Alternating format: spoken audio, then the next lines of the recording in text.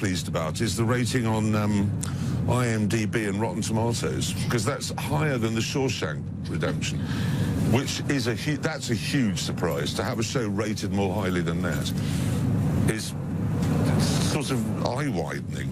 Well, I don't know if you read reviews, but not only have the viewers turned out, the reviews have been very positive. One yes, said, except the BBC, weirdly. They didn't like it. How weird's that? For people who haven't seen the first episode yet, how is it different from Top Gear? It's Top Gear in witness protection, is what it is. As a friend of mine said the other day, a reviewer. It's different because it moves around the world.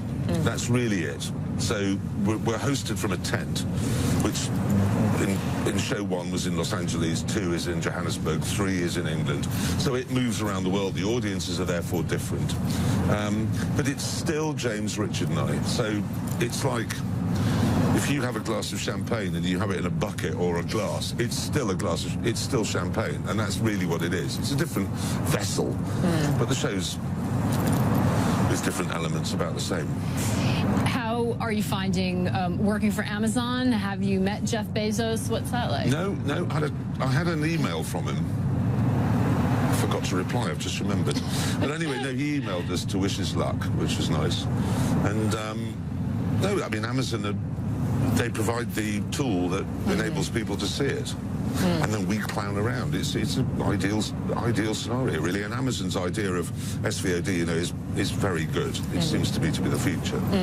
You know, it's interesting you say clown around, because initially a lot of people would have said you host a car show, or Top Gear is a car show. It seems like it really has morphed into something else, or the real attraction is the chemistry between the three of you. What do you think it is that appeals to people? It's so peculiar. I mean, one of the things that's been interesting is that around the world, Top Gear was a very well-known show. Much less so in America. Much less so. It's tiny here compared to how it is in Russia or Middle East or Australia or South Africa. And it's really hard because you find people here saying, "God, what is it? What is the show?" And when it's like trying to explain Hamilton. The first time I heard, you know, they said, well, it's like rap music on a historical thing. Oh, dear, no.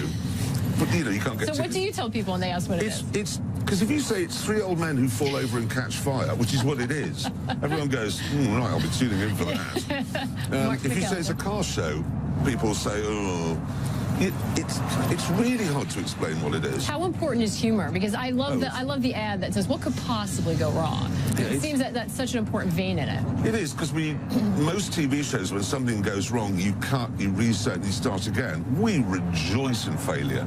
There's nothing, because if you win, it's really hard to get your face right. Because you've got to look proud, but you mustn't look boastful. And that's a difficult expression. If you lose, look at me. That's an easy face. Everyone can do that face. And we like losing. James doesn't, but Richard and I like losing. And it is quite funny because we are so different, Richard, James and I. Get on terribly well when we're working. Not working? Yeah, well, not working. They're the last people in the world I'd like to see. But it's really hard to explain why it's so popular, because it was the world's most watched TV show, factual TV show.